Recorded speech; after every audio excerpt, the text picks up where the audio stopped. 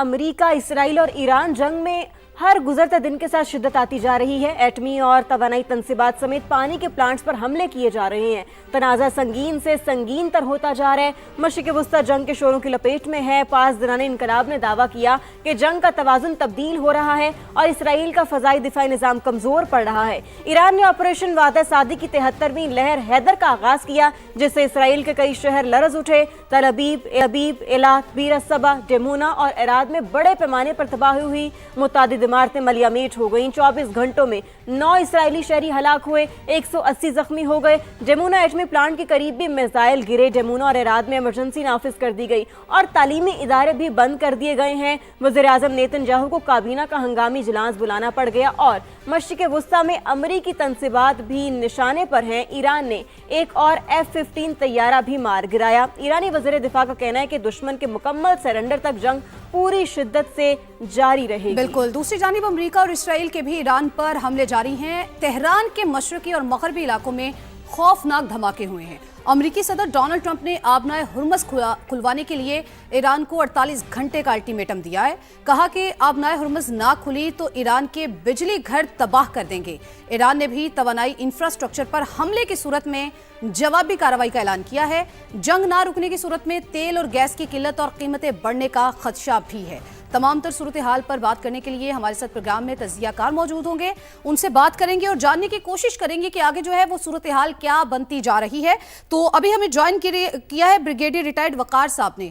वकार साहब, आपका बेहद शुक्रिया, आपने समा के लिए वक्त निकाला। और डॉक्टर जमील अहमद खान साहब भी हमारे साथ मौजूद हैं, आपका भी बेहद शुक्रिया। वकार साहब, शुरुआत आपसे करेंगे। सदर डोनाल्ड ट्रंप ने आपने हुर्मुज़ खुलवाने के लिए ईरान को 48 घंटे का अल्टीमेटम दिया है। यह आपके ख्याल में कितना हकीकत पसंदाना है? क्या अमेरिका इस महाज पर नई जंग का मुतहमिल हो सकता है? थैंक यू समा for giving me time. Basically अभी जो वॉर है वो इसमें आई थिंक एंटर हो चुकी है। लॉ का मकसद ये है कि या मतलब है कि अभी there is no way out, क्योंकि दोनों साइड में क्लाइम डाउन नहीं कर रही, तो there is no off ramp available कि अगर एक साइड लेट से पीछे हटती है। ट्रंप की अपनी प्रेस्टीज का मसला बना हुआ है, नेतन्याहू का अपना सर्वाइवल है, और एक तरफ आप कह लेंगे ईरान की गवर्नमेंट रिजीम के सर्वाइवल का मसला, बल्कि I would say Islamic Republic के अपने सर्वाइवल का मसला। तो उस लिहाज से आई थिंक ये तीसरा हफ्ता खत्म होने को आया। आई थिंक 28 फरवरी को काउंट करें तो आज 3 हफ्ते मुकम्मल हो गए, और जो एक्सपेक्टेशन थी आई थिंक अमेरिकन एस्टेब्लिशमेंट की और नेतन्याहू की कि फर्स्ट वीक में कोई डिसाइसिव फेज आ जाएगी, वो नजर नहीं आ रहा। अगर आप रिस्पांस देखें, अभी ईरान ने आई थिंक 2 इंपॉर्टेंट जगहों को हिट किया है। एक डिस्प्ले था कैपेबिलिटी का जो डिगो गार्सिया में यूएस और बरतानिया का एक जॉइंट बेस है deep in the Indian ocean, उसको टारगेट किया गया। ऑल दो उस पर लगे नहीं, लेकिन एक कैपेबिलिटी नजर आई कि 4000 किलोमीटर तक अभी उन्होंने डिस्प्ले किया है। जिसका मतलब अगर आप नॉर्थ वेस्ट ईरान में रखें प्रकार एक आंख लगाएं तो इसका वजह हाफ ऑफ यूरोप, इटली से लेके जर्मनी, फ्रांस अब इसकी लपेट में आ सकते हैं। They have assets in Mediterranean Sea, West के जो है नेटो के हैं, साइप्रस का एक बहुत बड़ा बेस है।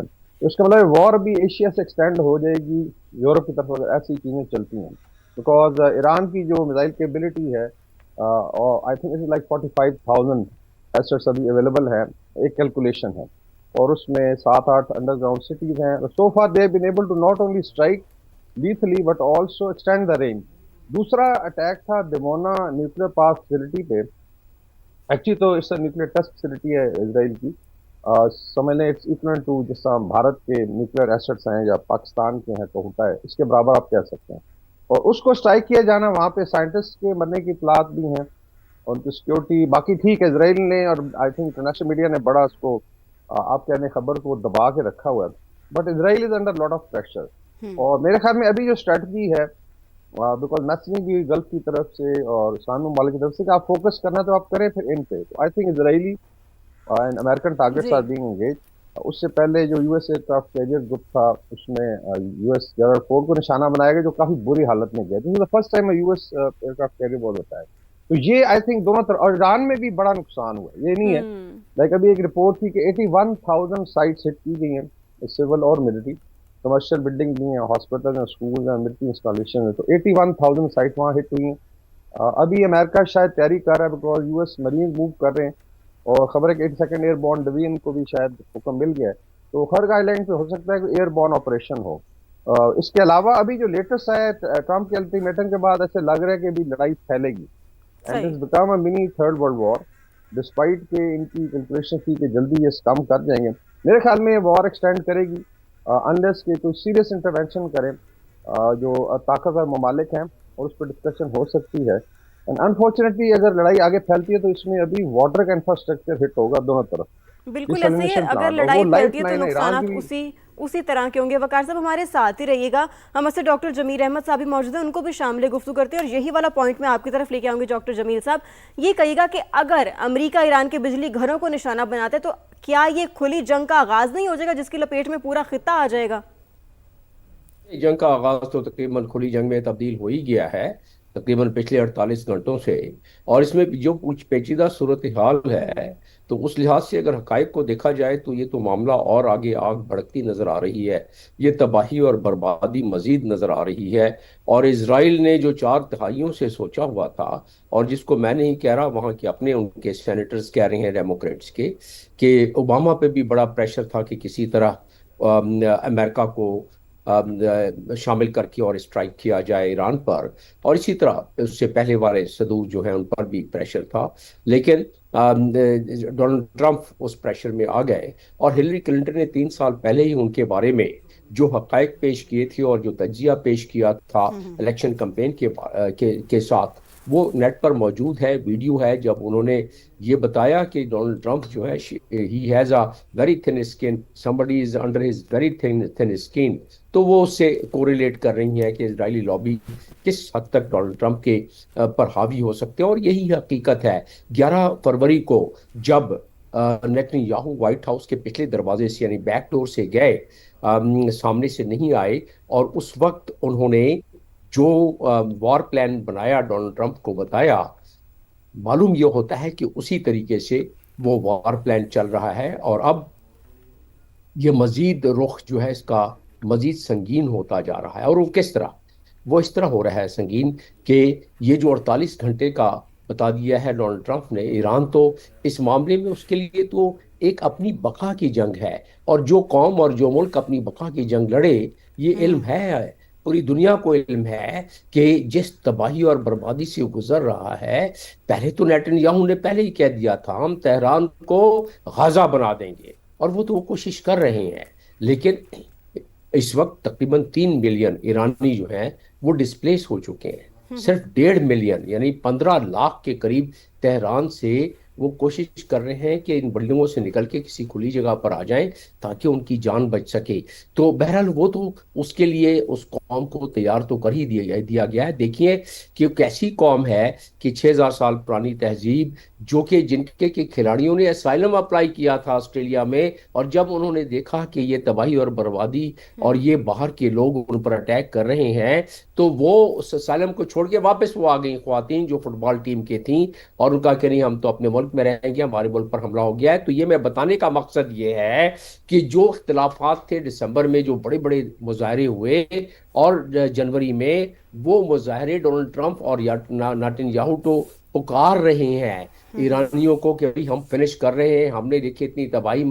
आप भी निकले बाहर। कल नेतन्याहू ने क्या बात की, कहा कि जी हम तो एयर जो स्ट्राइक कर रहे हैं वो हम बड़ी तेजी से और करेंगे बस, लेकिन ये एयर स्ट्राइक्स जो है या लेकिन जमील हवाई साहब, हमले जिस तरह जो से है, आपने पूरे का पूरा एक नक्शा खींचा है कि नेतन्याहू ने क्या अहकाम जारी किए हैं और आगे किस तरह से वो इस चीज़ को लेकर चलेंगे, और जिस तरह से आपने ये भी कहा है कि ईरान जो है वो भी इस वक्त अपनी बका की जंग लड़ा है और उसके लिए या तो डाई या फिर किल, ये ही 2 सूरतें बचती हैं। वकार साहब, ये जो सारा सिनेरियो अब बन जाएगा, जिस तरह से ईरान की जो स्ट्रेटेजी है या फिर इसराइल की हम स्ट्रेटेजी की बात करें, इसके बाद तो हम ऑलरेडी इसके जो कॉन्सिक्वेंसेज है वो भुगत रहे हैं। आने वाले वक्तों में इसके क्या कॉन्सिक्वेंसेज होंगे? अगर ईरान ने आलमी तवानाई इंफ्रास्ट्रक्चर पर जवाबी हमले किए तो आलमी मंडी में तेल की कीमतें आपके ख्याल में किस हद तक बढ़ सकती हैं, और इसका असर आलमी मईशत पर क्या आप पड़ता हुआ देख रहे हैं? या आई थिंक इसमें 3 फैक्टर बड़े इंपॉर्टेंट हैं। एक तो डेफिनेटली जो ऑयल एंड गैस का फैक्टर है। अब भारत में देखें तो लाइनें लगी हुई हैं, आपको पता होगा कि गैस की इतनी शॉर्टेज है कि अभी वो ओपले जला रहे हैं, और उसके अलावा जो है 10-10 किलोमीटर लंबी लाइन है, और Moody's under lot of pressure. अभी जो है आपको पता है कि 20% ग्लोबल एनर्जी फ्लो करती है स्टेट ऑफ हॉर्मस टेक्निकली ब्लॉक्ड है। दो ममालिक को आई थिंक इजाजत भी दे रहे हैं, और ये भी प्रेशर अभी यूरोप में भी सुना है कि ऑयल एंड गैस प्राइसेस बहुत ऊपर जा रही हैं। आज आई थिंक श्रीलंका ने अनाउंस किया है। तो इसका मतलब है कि प्रेशर बढ़ता जाएगा, because if it is now start touching 120 dollars पर बैरल, तो इसका मतलब है कि चीजें आगे बढ़ेंगी। दूसरा आ जाता है जो एविएशन सेक्टर इम्पैक्ट हुआ है।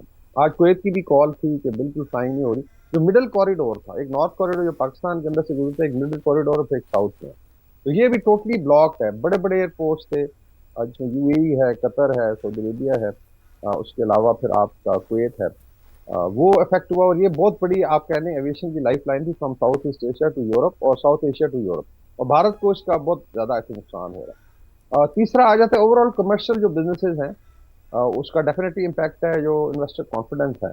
और अभी जो है चूंकि ये I would say initial firing shots हैं, तो अभी तो इसका इम्पैक्ट नजर आना है कि लॉन्ग टर्म इसके क्या इम्पैक्ट आएगा। लोग ऑलरेडी रिसेशन की बात कर रहे हैं, इंडियन इकोनॉमी की बात हो रही है कि 2 to 3% जीडीपी नीचे आ जाएगी इस साल। इसी तरीके से यूरोप में आगे जो है बड़े मसले उसमें पैदा होंगे। तो ये तो आ गया इसका ओवरऑल इम्पैक्ट। मेरे ख्याल में अगर बीच में जो हमारी सजेशन भी रही है कि रशिया, चाइना, पाकिस्तान और तुर्किया, क्योंकि ये आई थिंक आप कह लें कॉमन लोग फ्रेंड्स कह सकते हैं, दोनों तरफ बात कर सकते हैं, या असर सूख है, ये मिल के अगर एफर्ट करें तो शायद इसका कोई हल निकले। अदरवाइज आई फोरसी कि ये लड़ाई बढ़ेगी, खून खराबा और ज्यादा होगा। अभी अमेरिकन शायद प्लान करें खर्ग आइलैंड में एयरबॉर्न लैंडिंग की या इंटरवेंशन की फिजिकली, बिकॉज वहाँ पे इंफ्रास्ट्रक्चर काफी तबाह किया गया। और ये फिर एक और आई थिंक उसके अंदर एक खतरा पैदा हो जाएगा, बिकॉज इतनी बड़ी फौज जब मूव करती है, और ईरान भी उसकी जवाबी कार्रवाई कर सकता है। अभी तक गल्फ ऑफ एडन ब्लॉक में ही बाबल मंदब है जहाँ पे हुती बैठे हैं, और हो सकता है एक स्टेज पे अगर ईरान को प्रेशराइज करते तो वो वहां से अगर चोक करते हैं तो समझ लें पूरा का पूरा निजाम जो है वो दरम बरम हो जाएगा। तो मेरे ख्याल में इट्स अ सैड स्टोरी। अगर नेतन्याहू की जो लड़ाई है और इसराइल ने भी इसमें बहुत ज्यादा सफर किया, तो he should be asked, Trump should be asked कि फिर आपने क्या कमाया। अभी एक जो सबसे ज्यादा खतरा है कि खुदा ना खास्ता जी ये जो है इसमें ड्रैग ना हो जाए बाकी अरब ममालिक जी जी जो अभी जी तक अवॉइड करते रहे हैं। अगर डायरेक्ट ड्रैग करते हैं तो आप समझ लें कि और यूरोप के भी 8 मुल्कों ने ऑलरेडी प्रॉमिस किया है बिल्कुल ऐसे ही वकार NATO साहब, के कि बात they तो are going to फिर come बात and वही आ जाती है ना कि जंगें किसी मसले का हल नहीं होती, मसाइल हमेशा टेबल टॉक से हल होते हैं, सिफारती सतह पर जाकर हल हो सकते हैं। तो जमील साहब मैं आपकी तरफ आऊंगी, व्हाट डू यू थिंक कि तेहरान के मशरकी और मगरबी इलाकों पर हमलों के बाद क्या अब सिफारती मेज पर वापसी का क्या कोई रास्ता बचा है, या अब कुछ नहीं हो सकता, अब बहुत देर हो गई, अब फैसला सिर्फ मैदान जंग में ही होगा? देखिए, दुनिया की जितनी भी जंगें आज तक हुई हैं उसका फाइनली तो चाहे वो जितने अरसे तक भी रही हो, फाइनली तो बहरहाल फैसला उसका डिप्लोमेटिकली होता है। देखना यह है कि यहाँ से लेके उस डिप्लोमेटिक स्टेज तक जाने में तबाही और बर्बादी क्या होगी। देखिए, इस वक्त जो सूरत हाल है, हमारे ब्रदर मुल्क हैं सारे गल्फ कंट्री में, उनकी सूरत हाल भी कोई बड़ी अच्छी नहीं है, बड़ी ख़राब उनकी सूरत हाल चल रही है। वहाँ से लोग निकल के भाग रहे हैं। 1.5 लाख तो सिर्फ बरतानवी निजात लोग वो सऊदी अरब और यूएई और इन मुल्कों से भागे अपने मुल्क में पहुंचे, और मजीद बहुत सारे हैं। इसी तरह बाकी तमाम कौमों के। इसका मतलब ये हुआ कि वहाँ से इन्वेस्टमेंट जारी है, वहाँ का इंफ्रास्ट्रक्चर तबाह हो रहा है। जो हमारे इन ब्रदर मुल्कों ने पिछले 25-30 सालों में बनाया था वो तबाही बर्बादी, और उसका असर जाहिर है पाकिस्तान पर भी, लेकिन ईरान का भी उसके साथ साथ, जिस तरह मैं बता रहा था कि उसकी बका का जंग है। और जब डोनाल्ड ट्रंप ये थ्रेट देते हैं, और तो उसका मतलब तो इस पे शक जाता है हमें कि जो इजराइल चाहता है कि ये मुसलमान ममालिक आपस में दस्तो गरेबा हों और एक दूसरे से लड़ते रहें ताकि उसकी ग्रेटर इजराइल का मामला मजीद सहल और आसान हो जाए। तो वो क्यों मैं कह रहा हूँ, वो मैं इसलिए कह रहा हूँ कि जो वहाँ के खुद अपने सेनेटर्स बयान कर रहे हैं डेमोक्रेट के, वो यही बयान कर रहे हैं कि इजरायली लॉबी वो बहुत फाल है, जो पिछले 40 सालों से ये कोशिश कर रही थी, अब उनकी वो तमन्ना बारवर हो गई है और वो तमन्ना कारमंद हो रही है। उस लिहाज से जमील साहब, जिस तरह से आपने कहा कि मुसलमान ममालिक को आपस में लड़ाने की कोशिश की जा रही है, और ये कोशिश आज से नहीं बल्कि अगर हम तारीख में नज़र डालें तो तकरीबन 40 साल से ये कोशिश जो है वो इसी तरह जारी है। हम लोग बात कर रहे थे ईरान, इसराइल और अमेरिका जंग के हवाले से। इसराइल की जानिब से भी अब ये स्ट्रेटजी अपनाई जा रही है कि मजीद हमले किए जाएंगे, और ईरान जो है वो भी पीछे हटने को तैयार नहीं है।